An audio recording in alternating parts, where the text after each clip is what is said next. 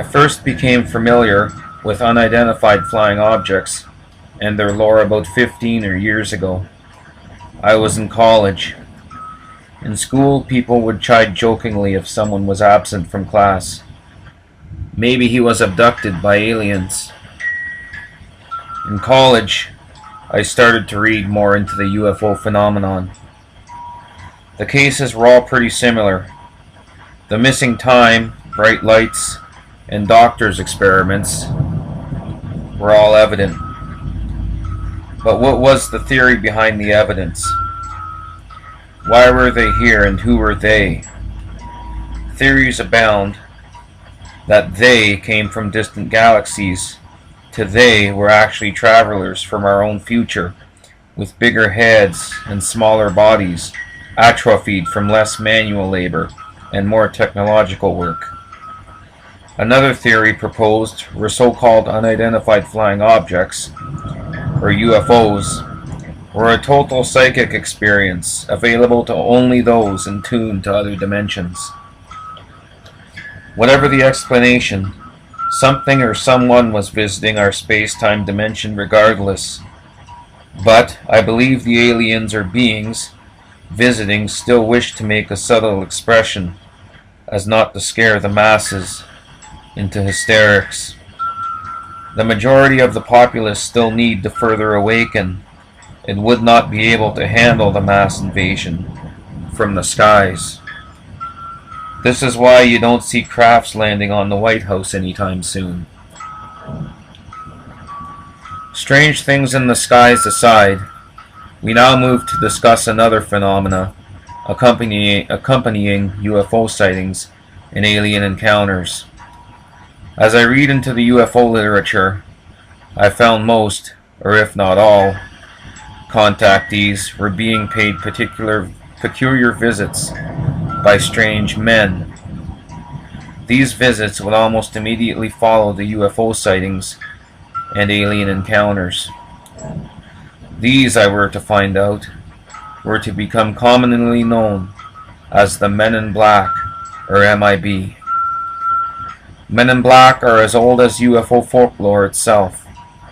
Almost all visits from these strange fellows would immediately follow a UFO sighting and occur at pretty much all hours of the day and night. These men seem to know every minute detail of the contactee's personal life to the point of sending the said contactee into a state of distress. These men always travel in groups of 2 or 3 and sport all black clothing and cars.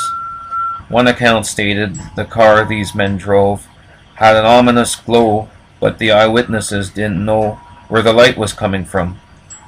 The message given to the contactees is always universal. You will cease UFO study and investigation.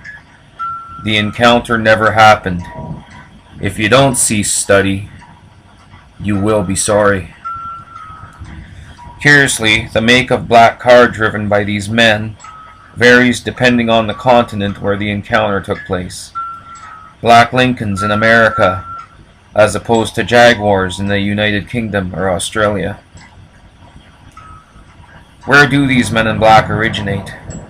Are they some sort of cosmic regulators, or watchdogs to keep the masses silent and in line regarding the "we are not alone" issue?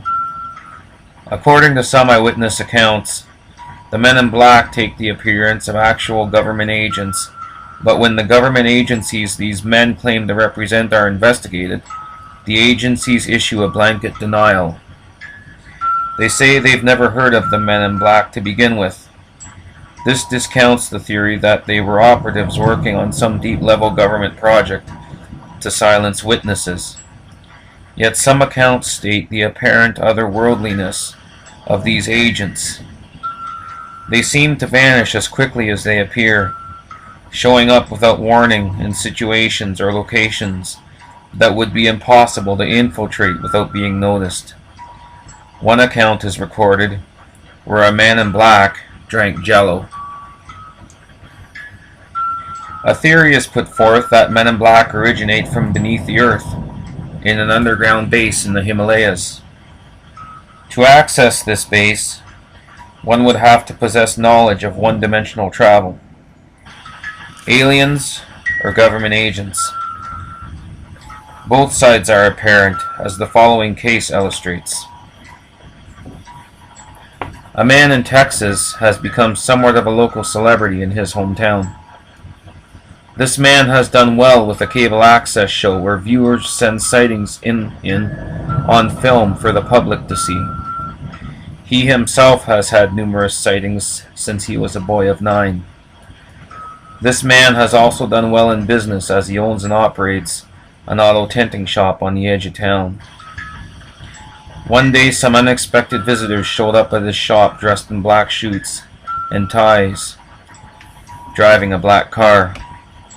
They served him with a summons from the International Revenue Service, in quotes. The summons said to appear at a downtown address and bring tax papers, of course. This man complied, and as soon as he arrived, the men told him he could leave. The man was puzzled, as he was expecting an audit. No one else appeared to be in the building. Nevertheless, he returned to his place of residence, only to find his video collection had been searched. The men wanted him to be at a certain place at a certain time so they could find the film they were looking for.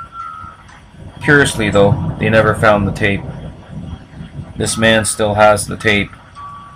I believe he possessed something these men didn't want people to know about. Perhaps some secret knowledge not meant to be dispersed to the masses. Another case out of Maine involves a medical doctor who dabbled in UFO research in his spare time. One night in 1976, his wife and child had gone out to see a movie, and the MD had the house to himself. Not for long, though. On this night, the MD would receive a peculiar phone call, but the events to follow were made more peculiar. Seconds after the phone call, there was a rap at the door. The MD opened the door and was startled to find a pale man, in quotes, with apparently no lips or facial hair. The man's lips looked like lipstick had been freshly applied. This man told the MD all the intimate details about the MD's life and seemed to know everything about his family. Then the man gave the MD a message: "You will cease UFO study." To illustrate his point, the man showed the MD a coin. Then, to the doctor's astonishment, the coin dematerialized right in front of his eyes, followed by another ominous message: "You will cease, or this will be your heart." By now the doctor was pretty shaken. The strange man then made reference to another contactee who had recently died of a hemorrhage. Then said this other man died because he knew too much. See that coin? That could be your heart. Out of fear, the doctor ceased study. Personal threats are common among Men in Black lore. What is one to make of the so-called Men in Black? The Men in Black legend is as old as UFO lore itself, and the two seem to go hand in hand. Perhaps the aliens need not only appear so. The Men in Black may be doing their job for them in regards to keeping the populace in line and uninformed.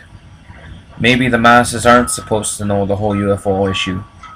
As I stated before, perhaps mass hysteria will ensue. Men in Black were also on the scene during the famous Mothman sightings in Point Pleasant, West Virginia in the 1960s. Who are these tricksters in black? Perhaps we may never know, as they are apparently doing their job to keep the masses in the dark, and a damn good job at that. Astrosleuth here. Peace, over and out.